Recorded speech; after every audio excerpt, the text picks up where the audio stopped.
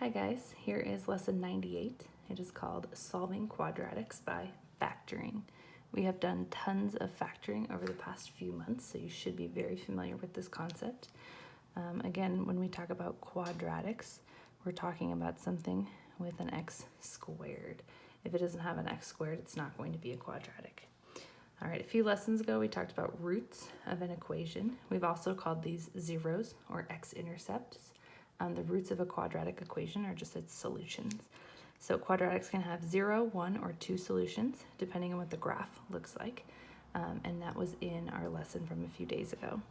So to find solutions or roots or zeros or x-intercepts of a quadratic, we are going to set the equation equal to 0 and then factor.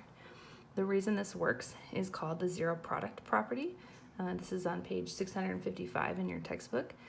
It says if the product of two quantities is 0, at least one of the quantities has to equal 0. So if we think about product means multiply. So if I multiplied two numbers together and their product was 0, I know that at least one of those numbers has to be 0. So if we think about, if we had this equation, x minus 3 and x minus 8 equals 0, all right, how could you find the solution to the quadratic? We would do that, we would do that by setting each of our factors equal to 0. So if I'm multiplying this, we'll say it's a, by this, one of them has to be 0 for the product to be 0. So I take my first parenthesis and I set it equal to 0. And I take my second parenthesis and I set it equal to 0. Can I solve both of these for x? Well, sure I can, right? Add 3 to cancel that. So x could be 3. Add 8 to cancel that. And x could be 8. So the solution for this quadratic equation would be squiggly brackets, 3, 8, squiggly brackets. It's really important you don't just use parentheses because that is the notation for a coordinate on a graph, right? And these are both x values, so we want it to be squiggly brackets. You could also just leave x equals 3 and x equals 8. But my guess is that Alex is going to have you do the squiggly brackets with 3, 8. All right, so if the question asks you to find the roots, let's find the roots of x squared plus 6 equals negative 5x. All right, the first thing that you should notice is that this is not equal to 0 right now. So can I get it equal to 0? Well, sure. If I add 5x to both sides, I get x squared plus 5x plus 6 equals 0. Now it's equal to 0. I know it's a quadratic because it has an x squared, so I'm going to factor. All right, how do I make x squared? Well, that would be x times x. And I need to multiply two numbers to get 6, but when I add them, I get 5. So that would be 2 and 3. So x plus 2 times x plus 3 equals 0.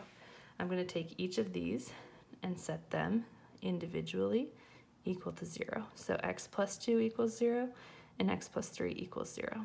Now I'm going to solve for x. So I find that for this quadratic, it has two solutions, and they are negative 2 and negative 3. All right, what if we had 3x squared equals 4x plus 7? So again, we want to set it equal to 0. So we're going to subtract 3x squared from both sides. So 0 equals negative 3x squared plus 4x plus 7. However, when we have our x squared with a negative coefficient, that makes life way harder than it needs to be. So can we multiply this whole thing by negative 1 to flip all our signs? Then we would get positive 3x squared minus 4x minus 7. All right, let's factor it. How do I make 3x squared? Well, that would be 3x and x. Okay, now this is a little bit harder. I need to multiply by 7 and 1, and I need to end up with a negative 4. So I know that if I multiplied 3 times 7, I would have 21, and that would just be way too big. So let's try 7 and 1 because I don't want to multiply 3 and 7. All right, I need my 4 to be negative, but I also need a negative 7. So that means I'm going to need a positive and a negative number. Let's just FOIL this real quick to check and make sure that we did that right. 3x squared plus 3x minus 7x minus 7. If I combine like terms, 3x squared, minus 4x minus 7. That's what I wanted, so I know I factored right.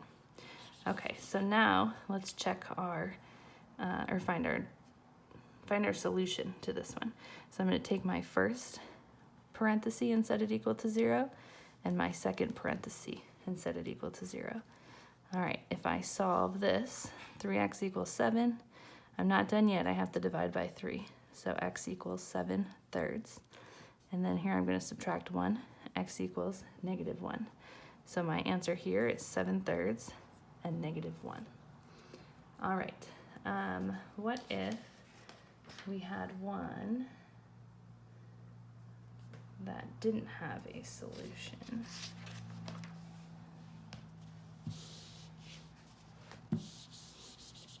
Or one solution, how about that? Actually, I don't know if we're gonna see that today. Okay, I can't remember what number I was on. 5 maybe? All right, how about x squared minus 49 equals 0? All right, this is a difference of squares. We've done this quite a bit, okay? X squared is x times x. How do I make 49? 7 times 7. I want one to be a plus and one to be a minus because I want to cancel out that middle x term. Right? This is still a quadratic function because it has that x squared, even though it doesn't have just a regular x term in it.